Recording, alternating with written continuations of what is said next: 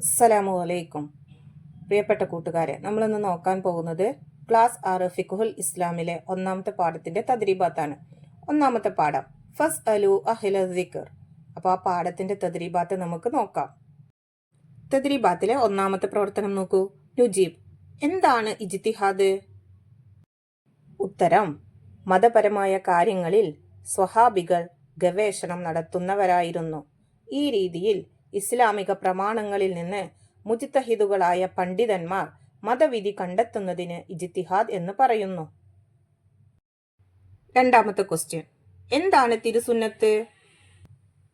ഉത്തരം: നബി സല്ലല്ലാഹു അലൈഹി വസല്ലമയുടെ വാക്ക്, പ്രവൃത്തി, അനുവാദം എന്നിവയാണ് തിരുസുന്നത്ത്. മൂന്നാമത്തെ ചോദ്യം: ഇജ്മാഉ എന്നാൽ എന്ത്? ഉത്തരം: ഒരു വിഷയത്തിൽ ഒരു കാലത്തെ എല്ലാ